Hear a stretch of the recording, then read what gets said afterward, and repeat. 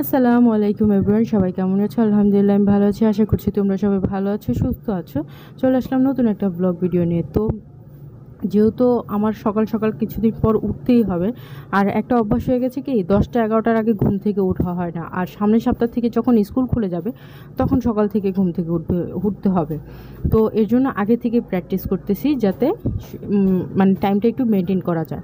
তো প্রায় আমি 7:30 কি 7:45 বাজে ঘুম থেকে উঠছি, উঠে বিছনা টিছনা গুছিয়ে ফেলছি, কাজ টাজ অনেকটাই শেষ। আমি রুটিও বানিয়ে ফেলছি, এখন বিছনা ঘরটর ঝাড়ু টাড়ু দিয়ে আমি চলে যাব রুটিটা ভাজতে।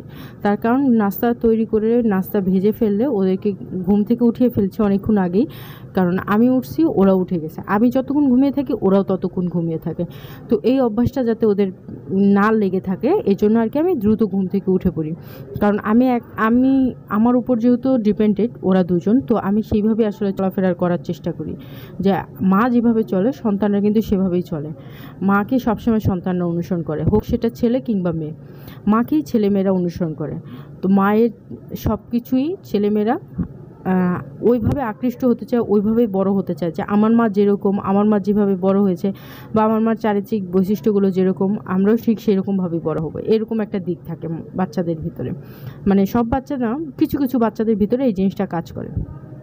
আর ছোটো থেকে সবচেয়ে বড় কথা হচ্ছে কি ছোটো থেকে বাচ্চাদের আমরা যেভাবে মানুষ করব ওরা সেভাবেই মানুষ হবে। তো এই আর কি। তো সকাল সকাল ঘুম থেকে উঠিয়ে ওদেরকে নাস্তা টাস্তা খাইয়ে দিলাম। আর আমি হচ্ছে আজকে দুপুরে তেমন কিছু রান্না করব না, ডাল ভাত আর হচ্ছে গিয়ে আলু ভর্তা করব। তার কারণ হচ্ছে কি আমি গত প্রায় 3-4 দিন হচ্ছে যে গরুর মাংসই খাচ্ছি। গরুর মাংস খেতে আর ভাল লাগছে না, মানে ভাল লাগছে যে তা না, ভাল লাগছে না তা না, মানে একটু অন্যরকম লাগছে, মুখের স্বাদটা কেমন হয়ে যাচ্ছে। এর জন্য আর কি একটু আলু ভর্তা করব ঝাল করে, দেখতেই পারছো আলু কিন্তু অল্প, কিন্তু মরিচ নিয়েছি অনেকগুলো।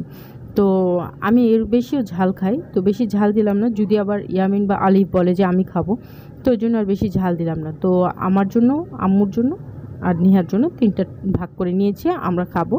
আর আমি আজকে আলু ভর্তা ডাল দিয়ে ভাত খাবো। আর বাইরে এত ঝুমঝুমিয়ে বৃষ্টি পড়ছে যা বলার বাইরে। তো এই ঝুমঝুম বৃষ্টি দেখে আর কি করার, তো বেশি কিছু রান্নাবান্না করলাম না, কারণ বেশি কিছু রান্নাবান্না করলেই ঝামেলা। আর যেই সময়টা মাদ্রাসায় যাব ওই সময়টা এরকম ঝুমঝুমিয়ে বৃষ্টি পড়ে। তো যেহেতু মাদ্রাসায় যাচ্ছি না এই জন্য ভাবলাম যে একটু কাজটা সেরে নিই। যেমন গতকালকে আমি একটু আটা কিনে আনছি, তো যেই দোকান থেকে আমি রেশন কিনি, মানে প্রত্যেক দিন যাবতীয় আমার মাসিক রেশনগুলো আমি যেখান থেকে কিনি সেই দোকানটা বন্ধ ছিল, তো যার কারণে আমার পাশের দোকান থেকে কিনা লাগছে। তো সেই দোকানে যে আমি প্যাকেটের কিনি, কিন্তু প্যাকেটটা যে ভালো হবে না আমি সেটা আসলে বুঝতে পারিনি, আমার ডেট দেখতেও মনে ছিল না। তো এখন যেহেতু আমি প্যাকেটটা খুলে ফেলছি, আর আমি যেহেতু রান্না একবার করে ফেলছি, রান্না রুটি বানিয়ে ফেলছি, এখানে তো আর ফেরত দেওয়া যায় না। তো ভাবছিলাম আটা ফেলে দেব, আবার পরক্ষণে ভাবলাম যে আমার থেকেও অনেক মানুষ আছে যারা খেতে পায় না বা যারা পাচ্ছে না। যেমন এর আগে একবার একটা ভিডিও দেখলাম ফিলিস্তিনিদের, যে হাতে আটা নিয়ে এক মা হাতে আটা কুড়িয়ে নিয়ে কান্না করতেছে।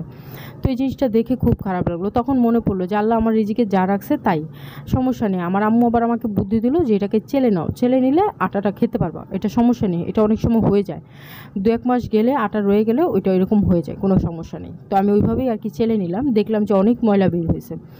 তো আমি হচ্ছে গিয়ে ভাত খেয়ে নিলাম, দেখতেই পেলে আলু ভর্তা ডাল রান্না করছি, ওগুলো দিয়েই ভাত খেলাম।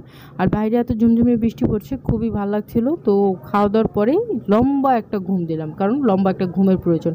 আর এরকম বৃষ্টি পড়লে কিন্তু ঘুমাতে খুবই ভালো লাগে, তাই না?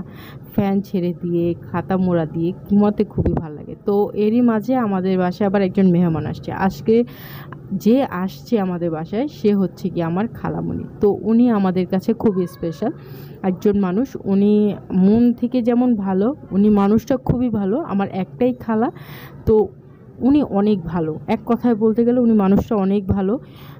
প্রত্যেকটা মানুষের ভালো খারাপ একটা দিক থাকে, কিন্তু ওনার সম্পূর্ণটাই ভালো।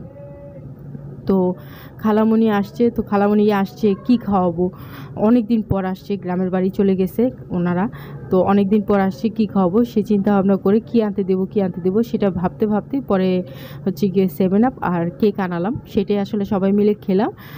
আমার ছেলেদেরকে তো আমার খালামণি ভীষণ প্রকারে আদর করে, কি বলবো, অনেক আদর করে ওদেরকে। ওদের সাথে দুষ্টামি ফাইজলামি অনেক অনেক আদর করে। তো এতদিন পর আসছে, সবাই মিলে কথাবার্তা বলতেছিলাম, খুবই মজা লাগতেছিল, ভালো লাগতেছিল। তো চলো আজকে আর ভিডিওটা কন্টিনিউ করবো না, এখানেই শেষ করছি। সবাই ভালো থেকো, সুস্থ থেকো, আল্লাহ।